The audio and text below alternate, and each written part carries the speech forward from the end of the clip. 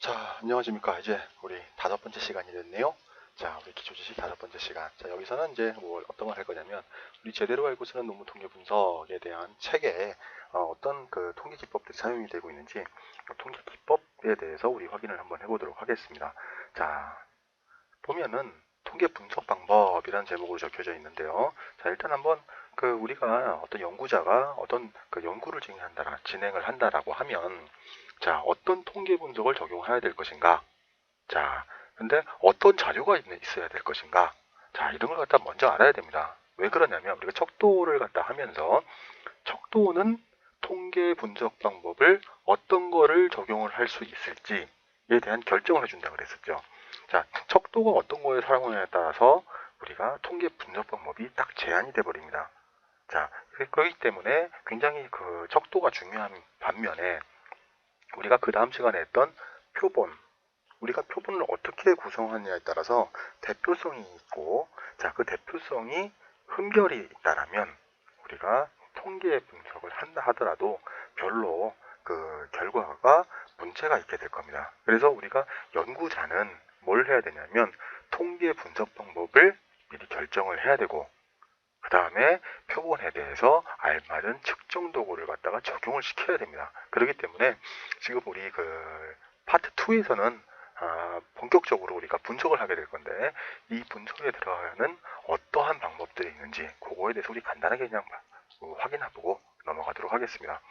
자, 우리 파트 2의 2장에 들어가면 1장에서는 이제 SPSS 스태티스틱스의 우리 화면 구성이나 이런 것들을 보게 될 텐데, 빈도 분석을 2장에 우리가 두고 있습니다. 그래서 보면 빈도 분석은 명, 서, 등, 비, 명목척도, 서열척도, 등간척도, 비율척도에 대해서 활용을 할 수가 있고, 자, 이렇게 척도에 대해서 전부 다 적용을 할 수 있고, 그 다음에 이 빈도 분석에서는 주로 뭘 확인하느냐, 표본의 특성을 갖다 우리 확인한다고 합니다. 그래서 백분위수에 해당하는 4분위 값, 그 다음에 절단점, 백분위수, 그 다음에 중심화 경향을 갖다 확인할 수 있는 평균, 중위수, 최빈값, 합계, 표준 편차 분산, 그 다음에 최대, 최소값, 그 다음에 범위, 그 다음에 평균의 표준 오차, 외도나 척도, 첨도, 외도는 쏠려 있는, 이렇게 쏠려 있거나 이렇게 쏠려 있는 그런 거고, 첨도는 이게 얼마나 분포 곡선이 뾰족한 것인가, 이런 걸 갖다 나타내는 거죠. 자, 그 다음에 이런 거에 대해 확인하는, 또 인구 통계학적 특성, 자, 이런 거를 갖다가 할 때는 남자가 몇 명, 여자가 몇 명, 소득이 어느 순간에 어느 정도 확인하는 거. 자, 이럴 때 우리가 주로 확인하는 방법이 빈도 분석입니다. 자, 그리고 그 3장에서 보면 우리가 T검정, 우리 T테스트 하는 이제 그런 내용들인데요. 3장에서 T검정을 하도록 하겠습니다. 자, T검정은 독립변수가 명목척도이고 종속변수가 등간척도나 비율척도로 구성이 되어 있을 때 우리가 적용할 수 있는 그런 방법입니다.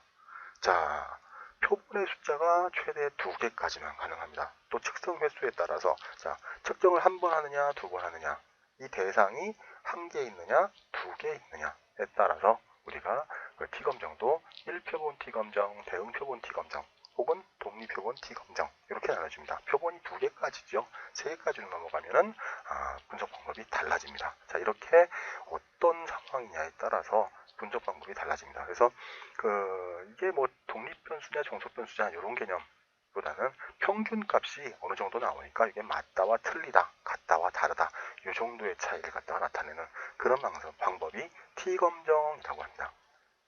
자, 그 다음에 T검정이, T테스트가 표본이 2개까지만 있어서 한다 그랬었죠. 근데 3개 이상의 표본, 자, 2-4장에서, 자, 파트 2의 4장에서 다루는 겁니다. 자, 3개 이상의 표본에 대해서는 우리가 분산 분석, 우리가 흔히 아노바라고 하죠. 아노바. 자, T검정이랑 척도가 똑같습니다. 근데 다만 표본이 2개를 넘어가는 3개 이상인 경우에 하는 검정이 우리가 아노바 분산 분석이라고 합니다. 그 다음에 6장에서는 우리 요인 분석 볼 거예요. 자, 5장에 뭐 타당성, 뭐 신뢰성 이게 나와 있는데, 분석 방법을 갖다 기준으로 보니까 6장에서는 우리가 요인 분석을 갖다 우리가 확인합니다. 자, 일단 등간 척도와 비율 척도로 구성이 되어져 있는 내용들에 대해서 내부 동질적, 외부 이질적, 서로 여러 가지 요인 변인들이 있는 것 중에서 서로 비슷한 것끼리 이렇게 묶어나가는 그런 게 요인 분석입니다. 자, 그래서 변수들 간의 상관관계, 그 다음에 타당성을 검증할 때 사용하는 방법입니다. R타입 요인 분석과 Q타입 요인 분석으로 나뉘는데, 자, 변인을 기준으로 해서 요인들을 구분하는 거고, 그 다음에 케이스별로 케이스 특성을 보는 거, 이게 Q타입 요인 분석. 자, 이렇게 크게 두 가지로 나눌 수가 있습니다. 자, 그 다음에 신뢰도 분석이네요. 7장에. 자, 등간 척도와 비율 척도를 기준으로 우리가 분석을 합니다. 자, 그러니까 명목 척도나 서열 척도가 나온다면 분석이 불가능하다는 얘기겠죠. 자, 그래서 연구 대상에 대해서 반복 측정을 하더라도 동일한 값을 얻어내느냐. 자, 똑같은 설문지를 가지고서 다시 재차 조사하더라도 똑같은 것인가? 그 얘기는 뭐예요? 얼마나 설문을 잘 했느냐, 연구 문제가 얼마나 잘 되어져 있느냐, 그런 걸 나타내는 거겠죠. 자, 그 문제가 우리 신뢰도라는 걸 찾아내는 신뢰도 분석입니다. 자, 그 다음에 연관성 분석. 자, 2장의 파트 2의 8장에서 나오네요.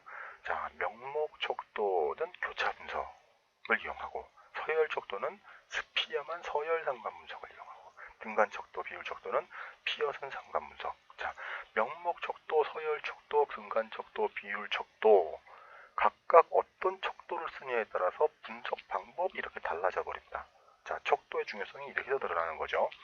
자, 그래서 변수들 간의 관계, 그 다음에 연관성을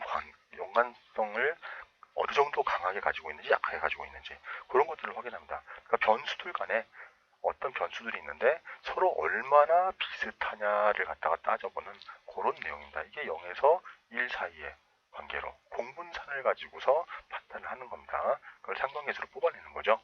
자, 이런 전문적인 내용들은 모르셔도 분석을 하는데 전혀 지장이 없습니다. 그렇기 때문에 여러분들은 잘 듣고 따라하고 반복 학습만 하시면 다 하실 수가 있습니다. 그래서 변수들이 독립적, 연관성 제로입니다. 독립적이죠. 연관성 제로, 서로 연관이 아무것도 없어요. 그 다음에 어떤 연관성에서 주고받는 거, 연관성이 0보다는 크고 1보다는 1과 같은. 자, 1과 같다는 얘기는 100% 일치한다는 말이죠. 연관성 100%. 자, 이런 의미입니다. 자, 그 다음에 이제 회귀 분석이 9장에서 11장까지 겹쳐지네요. 자, 초급 회귀 분석에서 중급 회귀 분석, 고급 회귀 분석 세 가지로 나눴습니다. 자, 일단 회귀 분석은 기본적으로 등간 척도나 비율 척도로 구성이 되어 있는 척도에 대해서 분석이 가능합니다. 그렇지만 독립변수나 종속변수가 명목 척도나 서열 척도로 된 경우에 별도의 중급, 고급으로 가면서 우리가 회귀 분석을 적용을 할 수가 있다라는 겁니다. 자, 단순 회귀 분석, 다중 회귀 분석. 자, 독립변수가 1개일 때와 2개일 때. 자, 이렇게 기준을 하고, 더미 회귀 분석, 더미 변수 회귀 분석. 요거는 독립변수가 명목 척도, 서열 척도입니다. 독립변수가. 자, 조절 회귀 분석은 어떤 조절 변수가 있을 때 영향을 미치느냐. 매개 변수에서는 독립변수가 종속 변수의 영향 모델에서 어떤 가운데 어떤 변수가 하나 중간에 딱 껴져 있는 거죠. 자, 이렇게 매개 변수는 가운데 중간에 이렇게 영향을 미쳐주는 거고요. 자, 로지스틱 회귀 변수는 종속 변수가 0이나 1 이런 경우에 사용하는 거. 자, 더미 변수와 로지스틱 회귀 분석 이런 경우에는 명목 척도나 서열 척도인 경우에도 우리가 가능하네요. 자, 이런 경우를 갖다 확인해 봐야 됩니다. 자, 그리고 파트 2의 12장에서는 분집 분석. 자, 분집 분석은 요인 분석에 대한 대안으로 활용이 되는데요. R타입 요인 분석을 갖다가 앞에서 할 거고, Q타입 요인 분석을 뒤에서 요인 분석의 대안으로 우리가 활용하게 될 겁니다.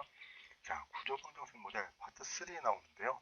자, 최근의 유행입니다. 그래서 보통 SPSS보다는 이제 에이모스나 리즈렐 혹은 EQS 이런 것들을 사용을 하는데 확인력 요인 분석과 경로 분석으로 구성이 되어 있습니다. 그래서 요거를 갖다가 확인을 하면서 오차항까지 포함을 하기 때문에 좀 더 정확한 분석이 되기 때문에 이게 지금 많이 이용되는 추세입니다.